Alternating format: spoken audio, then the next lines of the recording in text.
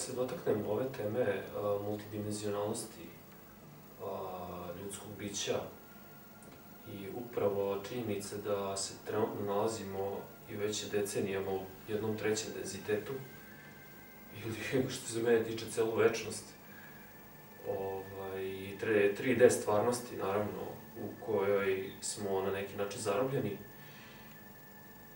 Ne mogu da se ne setim čuvene i legendarne priče o čarobnjaku Merlinu, koji je, kada je ta najezda racionalnog uma proterala intuiciju i teurgiju sa mapa čovečanstva, ostavio svoj stari zanat, koji je toliko dobro radio, u stvari svoju staru umetnost, bavljenje magijom, i krenuo da se bavi zemljoradnjom. Ovo prizemljenje koje je usledilo nakon toga i koje je ukazalo na činjenicu da će se ljudski rod od tog trenutka razvijati i ići nekim drugim stazama, nam ukazuje na još one arhetipske situacije iz detinjstva, kada dete na sve moguće načine se pripitomljava da bi ušlo u kolektivan san čovečanstva. Znači, u jedno kolektivno spavanje, toliko tipično i karakteristično za treći denzitet, koja svakako amputira onu vrstu znanja, svetlosti i teurgije koja je potrebna da bi čovek kao kosmičko biće ispunio svoj punokrvni potencijal. Mašta ima ulogu da nas poveže sa tim nekim drugim svetovima koje mi možda ne možemo empirijski da iskusimo, zavisi kako ko dođe. I onda zato postoji mašta koja je beskonačna. Kad smo mali, mnogo maštamo, međutim to pokušava nekako uz sva ta, uz sve ono što nam pričaju drugi ljudi i ono što, čime smo bombardovani iz spoljašnjeg sveta, počev od roditelja, preko škole, profesora i naših drugova u školi, ljudi kojima smo okruženi, koji opet sve svoje ono čemu oni razmišljaju nose od roditelja, televizije i takve stvari koje jednostavno ne pridaju dovoljno značaja nekim stvarima koje nisu, koje nije tako lako saznati možda, koje postoji dosta teorija koje nas u školama uče kao činjenice. I onda nam kažu, desio se Big Bang tad i tad, evolucija je to i to, mi smo tako i tako nastali, i ostale razne stvari koje neko jednostavno, neko drugi iskroje za nas, napisao nam to i mi moramo da naučimo to. Ne uči nas kako da razmišljamo i da možda istražujemo neke druge teorije. To su sve teorije. Čak posle nekog istraživanja mi počnemo da shvatamo da to možda nije tako. Da smo mi u stvari možda došli ovde na neki drugi način. Da možda ljudi nisu, da možda ljudi postoje mnogo duže od nekih 10.000 godina, kao što se priča. Da možda neki drugi svetovi se upliću u naš svet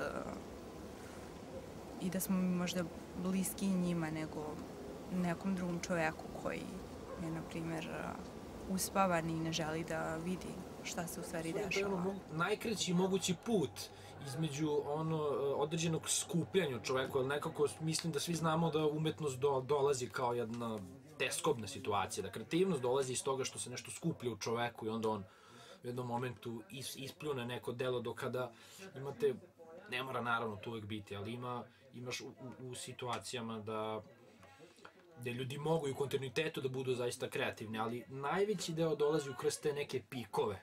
Znači kada se skupi jedno vreme određeno prođe, skupi se određene energije i čovjek jednostavno izbluje na nešto kreativno i svi kažu da u tom delu postoji nešto što je, nije to samo delo, nije ono što se vidi sa svih 5 čula, nego na neki način isijava jednu novu procesnu informaciju.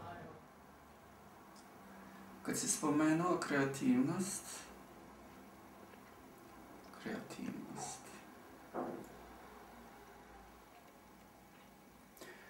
tu vidim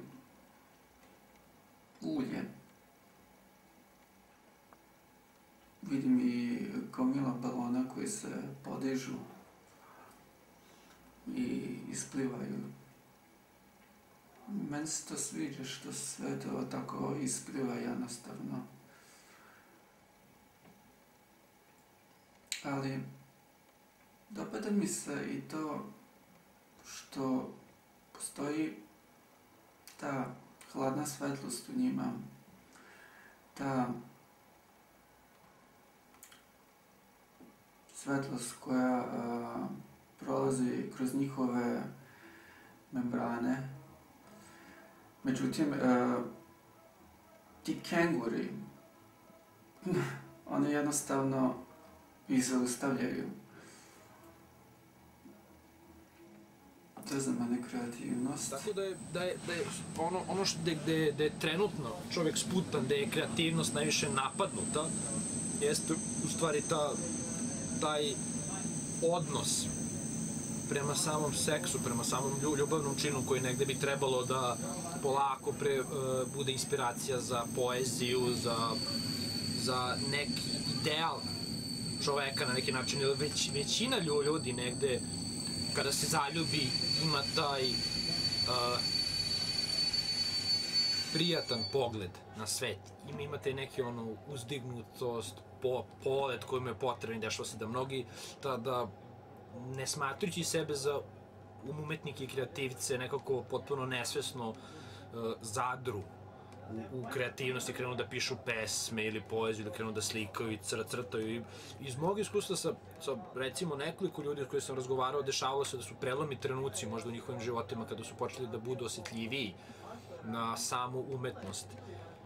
Bio taj trenutak kada su, ne znam, bili zaljubljeni, bili u tom poletu, možda čak ne ni zaljubljeni u biće na neki način. Ljubav kao suprotnost strahu. Jer, kao što Max Igan kaže, postoje dve emocije glavne. To su ljubav i strah. Sve ostale su izvođene iz te dve. I na nama je da odlučimo da li ćemo živeti u skladu sa prirodom, da li ćemo voleti sebe, da li ćemo živeti u miru ili ćemo živeti u konstantnom strahu od smrti, od bolesti, od svakakvih spoljnih uticaja, ne shvatajući da smo mi u stvari vezani sa svim tim i da mi možemo da utičemo na to. Ono što svakako može da povrati to davno izgubljeno detinjstvo jeste bavljenje umetnošću kao jednom vrstom derivata mašte koja je odavno izgubljena i gde se danas pogotovo ide još malo dalje u tom pristupu, znači da se jednostavno kroz jedan kvantni pogled na svet mašta plastifikuje do tog oblika da bude čak i opipljiva. Mašta i kreativnost. Pa, mašta je, pošto ja baš nisam ljubitelj mašte, jer svaki put kada dostignem do nje, ono jednostavno kaže da trebam da idem nadole. Kad idem nadole i pokušam da otkopčam to, vidim da jednostavno mi govori da trebam da se vratim unazad. Jer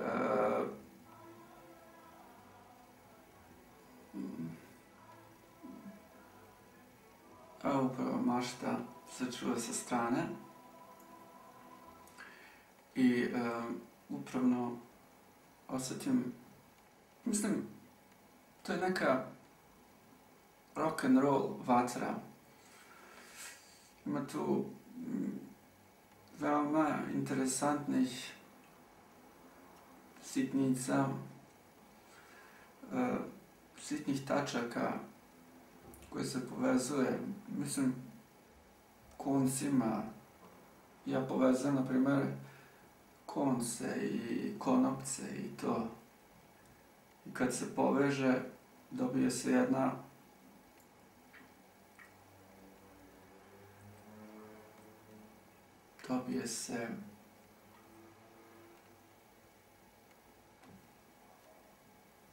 Charles Dickens? Ne, Charles Dickens, nije Charles Dickens.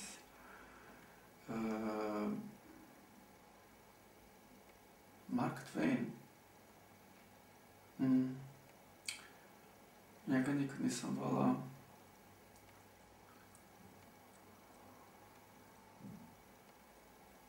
Hemingway.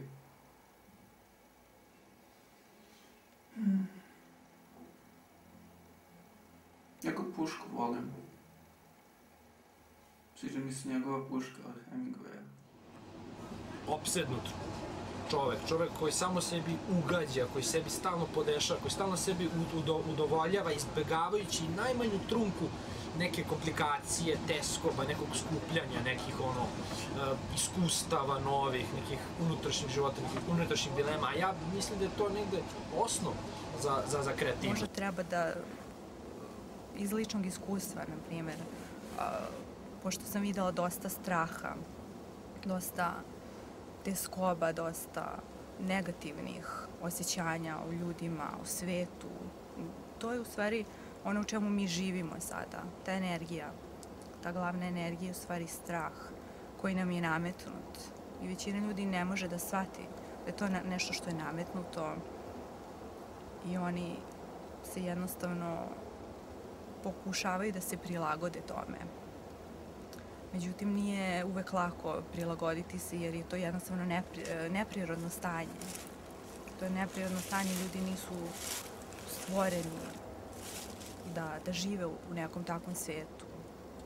Zbog toga postoje sve ove loše situacije koje se dešavaju i koje su samo jednostavno simptom tog neprirodnog odvajanja čoveka od prirode. Dok smo u stvari mi sve jedno. To je sve jedna svest i mi ne možemo da se odvojimo od prirode. Ako se odvojimo, izgubit ćemo put, nećemo znati da se vratimo. I onda ćemo tako živeti izgubljeni bez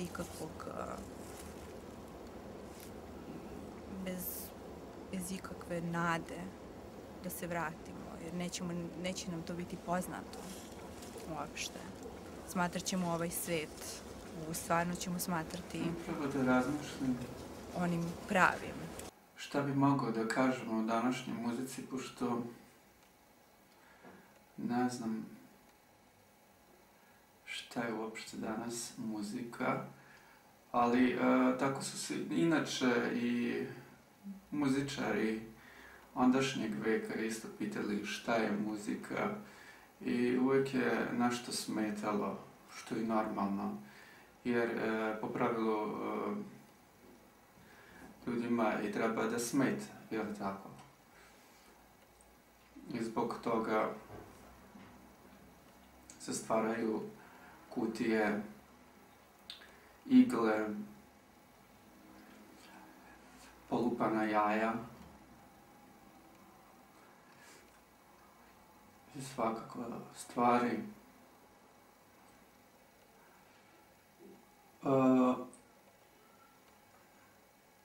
Morao bi malo da razmislim duboko.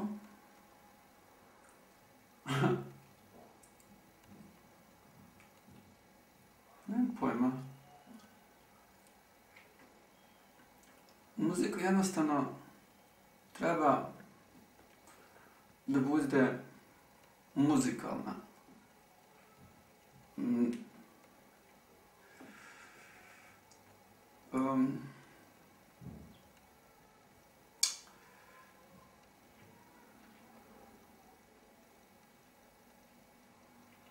Mislim, ja dok stvaram muziku, ja često imam inspiraciju.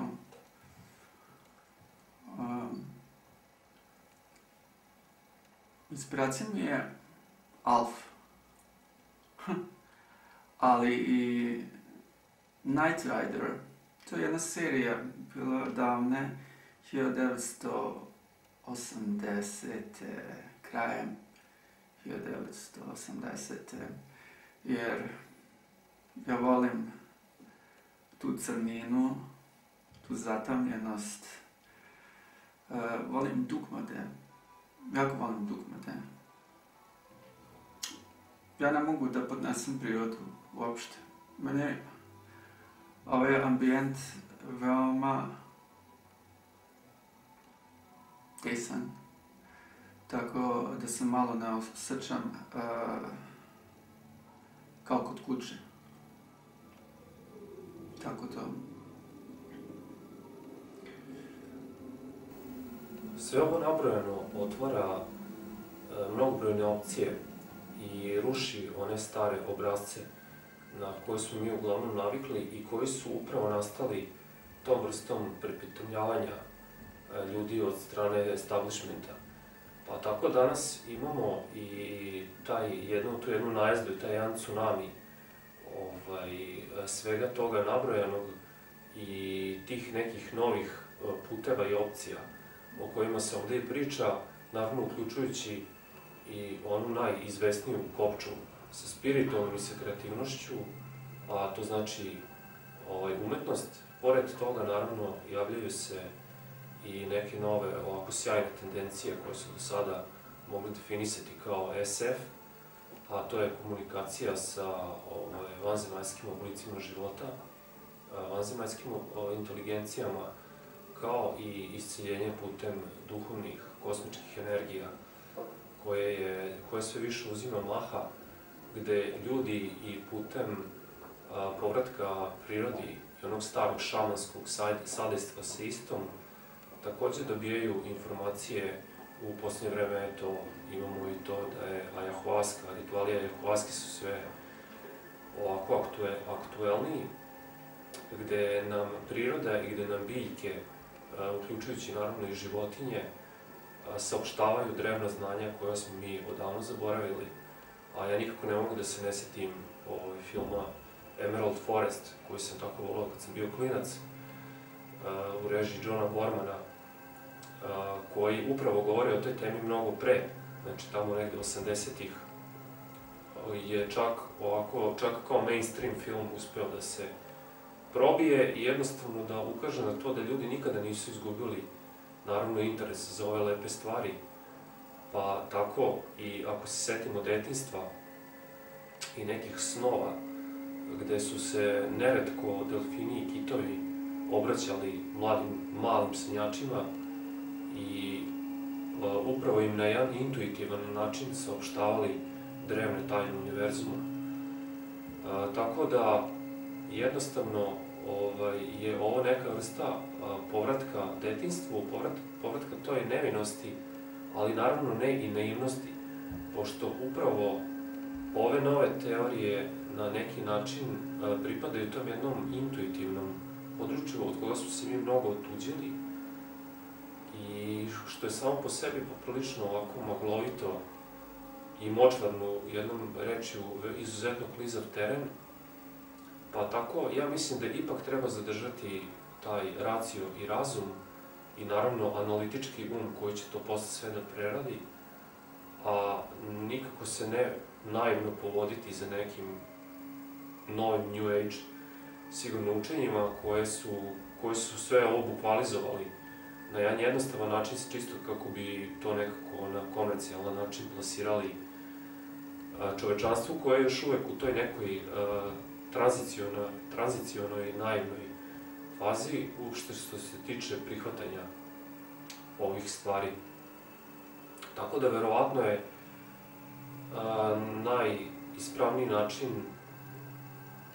taj da se balansira upravo između, na jedan ambivalentan način, naravno, između upravo te intuicije s jedne strane i sa druge strane racija i razuma, razboritosti koje smo kroz jedan naučnički pristup gradili sve ove godine, pa ja mislim da ga ne bi trebali tek ovako olako ni odbacivati. To je te možda ono, sad ne znam koliko je to istorijski povezano, ali moguće smo mi prva civilizacija u kojoj ti je sve negde ponuđeno. Da sve te neke svoje aspekte sebe možeš kao negde da razviješ, ali prilično malo. I kada bih zatražio više od toga što želiš, uvek bi dobio ono kao, znaš, želiš preko leba pogače, ti želiš više, znaš, to je nemoguće.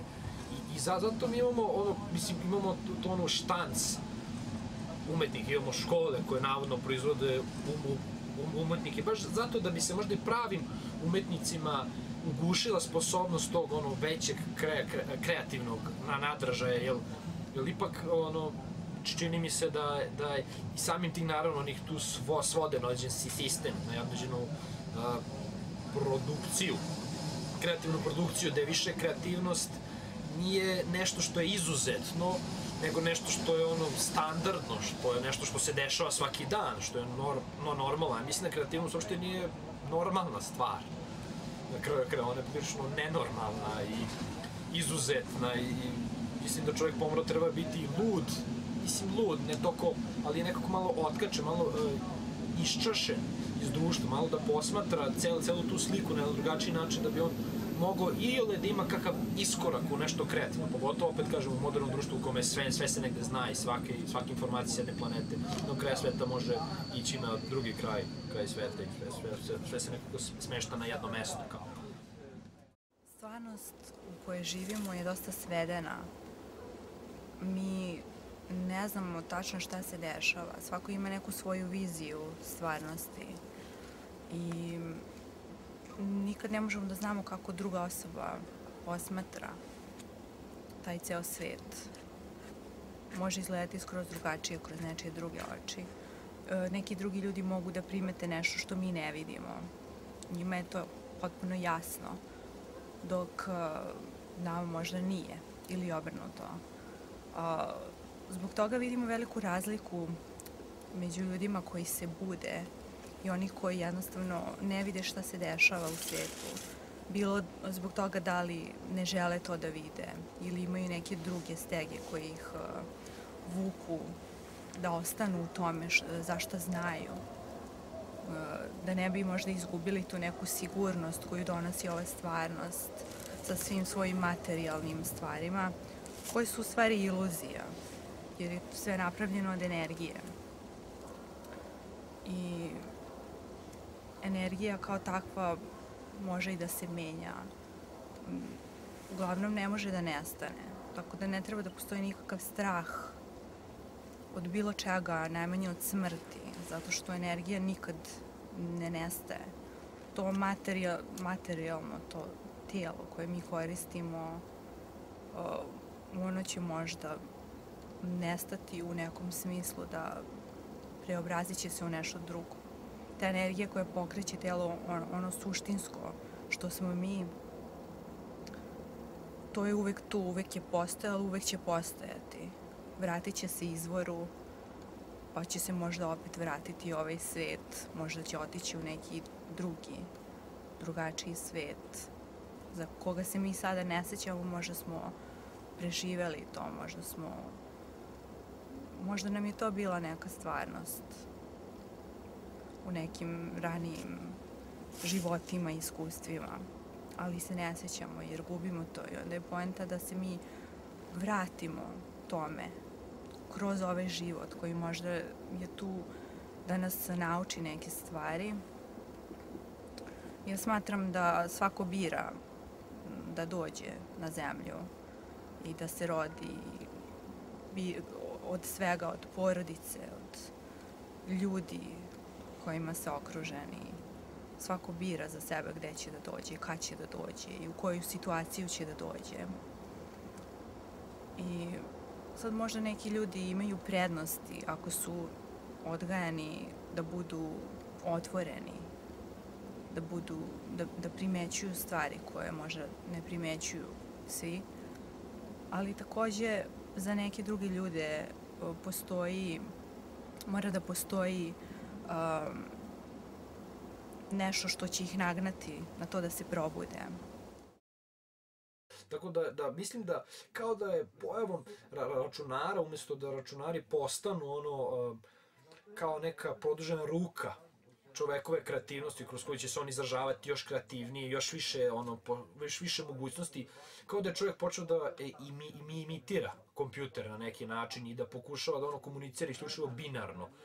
I to je sve uslovilo jedno veliki raspad vere u boljeg čoveka i dovelo je do toga da mi kao civilizacija verujemo da smo mi sad nešto najbolje i najsavršenije, pogotovo kao zapadni sistem, ili da verujemo da je neki tamo zapad nešto najsavršenije i da mi samo treba da radimo copy-paste, pošto je to jedno od najlakših stvari, to nije postojalo dok nije došla tehnološka afera da se radi copy-paste. Mislim, kogod se meni u početku dopadao taj copy-paste i kogod je ono tu nama olakšao mogućnost da mi, ne znam, stvaramo i kreiramo, copy-paste je doveo do toga da čovjek više nije kreativan, postoje konzumer na svim mogućim nivoima, postoje lenj, jer je sad mnogo lakše da ti boldline-uješ tekst i da ga prekopiraš nego da uzmeš olovku i da ga prepišeš.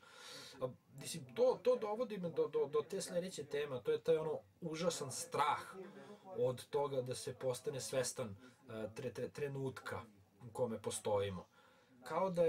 Kao da se stalno beži od toga da se zna sada, da budemo sada i ovde, da budemo prisutni, da cenimo trenutak u kome živimo, nego se stalno žuri da se negde bude i kao da je cilj da se nigde ne stigne. Ali u stvari kao cilj da se negde stigne, ali tamo kad se stigne to nije dovoljno dobro, nego se kao opet ide negde ili se živi u nekoj prošlosti, u nekom čemeru za tom prošlošću koja je već prošla i kao da čovjek maši sebe, kao da nikako ne može da uhvati i postane svestan sebe. A mislim da impuls koji stvara taj pokret u čoveku da nešto kreativno stvori, nešto, ajde da kažemo, kreativno, inovativno, da zamašta, da se odvoji od realnosti, da bude iznad svog užasnog dana i svih problema, jeste možda baš taj trenutak kad je sam sa sobom, potpuno svestan sebe, kada prestane da razmišlja o vremenu, o prošlosti i sadašnjosti. Mislim da onda možda kreću te najteži trenuci, zato je možda se smatra da ta umetnost nastaje iz te skobe, ali onda je tek suočen sa svim greškama koje učinio u svom životu, svim problemima, svim užasima koje je negde zakopao u svojoj prošlosti, svim grehovima kojima je sve greške koje je naneo drugima i s kojima je izašao lako na kraj, s kojima nekako kao samo tako otresu s ramena. U tom momentu kao da ne može da se pobegne u ovaj laž, kao da laž traži da bude se van trenutka da bi ona postojala. A mislim da baš u trenutku postoji taj impuls i taj impuls da se nešto stvori i kreira. I iz toga u stvari je isto jedan način kreativnost i mašta uništena. Jer civilizacijski sam se stalno nešto pruža, vidi ovo, uzmi ovo, hoćeš ovo, vidi ovo. Nameće nam se šta želimo i stalno kao da želimo nešto da posjedujemo. A u stvari negde na neki način postoji ta ideja da je sve što mi želimo se nalazi negde u nama. I da tek kad se suočimo sa samim sobom, to što je u nama će izaći, da je najkreativnije i najposebnije se nalazi u trenutku kada ostanemo sami sa sobom negde, kada pronađemo sebe, kada se suočimo sa sobom na neki način.